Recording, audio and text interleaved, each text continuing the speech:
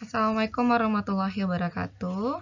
Baik, minggu lalu saya sudah memberikan tugas untuk rekan-rekan mahasiswa, yaitu membuat format kertas kerja pemeriksaan untuk hutang jangka pendek.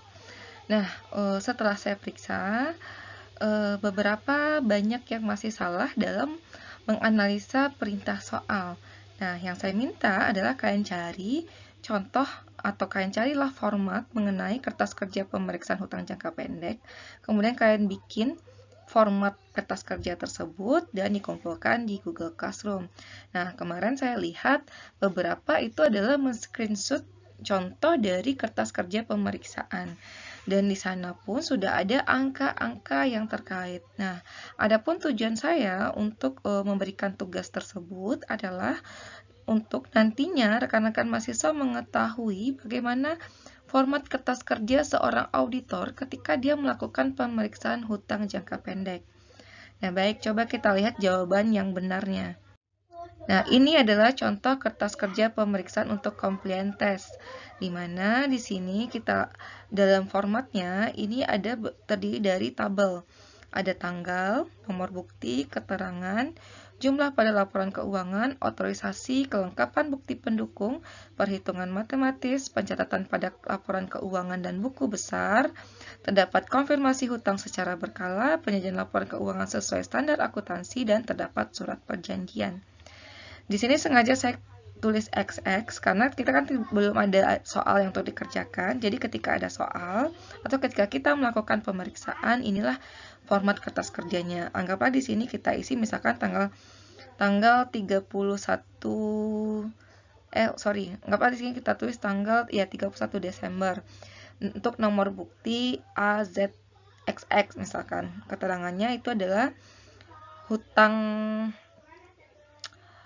dagang. Pada laporan keuangan tertulis itu misalkan 9 juta. Untuk otorisasinya atau diketahui oleh manajemen ada. Buktinya lengkap.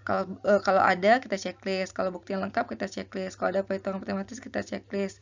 Kita lihat pencatatan di laporan keuangan dan buku besar ada, kita checklist. Kemudian ada konfirmasi hutangnya, kita checklist. Kalau penyajian sudah sesuai dengan standar, kita checklist. Kita lihat terdapat surat perjanjian atau tidak. Kita checklist jika ada. Nah, untuk nomor bukti yang berikutnya, anggaplah di sini hutang apa ya? Hutang ke supplier. Masih hutang dagang tapi hutang ke supplier X misalkan. Jumlah pada laporannya misalkan 10.000, ada otorisasinya, bukti pendukungnya ada, perhitungan matematisnya tidak ada. Kemudian pencatatan laporan keuangannya ada, lalu konfirmasinya tidak dilakukan. Kemudian penyajian laporan keuangannya sudah sesuai dengan standar akuntansi.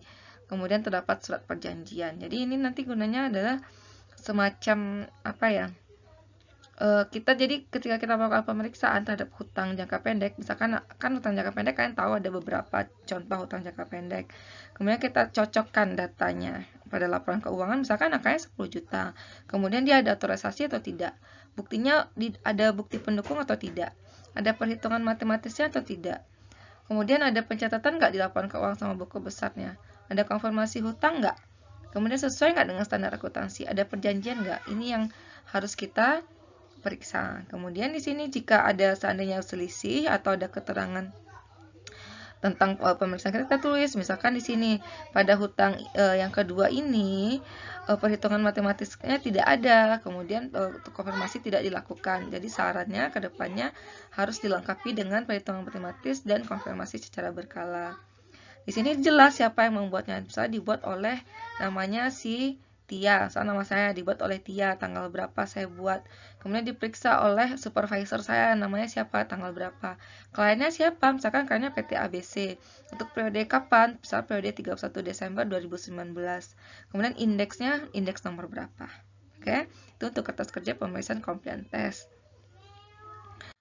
Lalu kita lihat kertas kerja pemeriksaan substantif test. Begini, misalnya untuk hutang A, kita lihat nomor referensinya berapa, kemudian pencatatannya per tanggal berapa, ada penyesuaian nggak yang harus kita lakukan. Misalkan catatan di audit itu 10 juta, sementara di saldo yang kalian catat 12 juta, berarti harus kita lakukan jurnal penyesuaian. Kemudian kita cek votingnya, ada nggak kita melakukan voting. Dari kesimpulan pemeriksaan, misalkan terdapat salah saji yang dilakukan oleh bagian keuangan yang mengakibatkan selisih antara saldo audit dengan saldo pada laporan keuangan. Lalu di sini juga kita buatkan di data siapa yang membuat kertas kerja pemeriksaan tersebut dan diperiksa oleh siapa.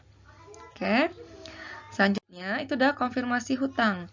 Nah, untuk konfirmasi hutang, saya contohkan misalkan alamatnya di Padang, tanggal berapa, kemudian tahun berapa, kepada yang terhormat, misalkan PT ABC di tempat.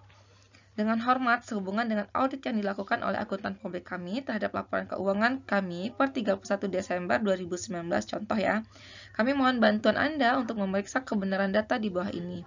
Setelah diisi dana ditandatangani, bagian bawah surat ini agar dikembalikan pada akuntan publik kami dengan menggunakan amplop jawaban terlampir.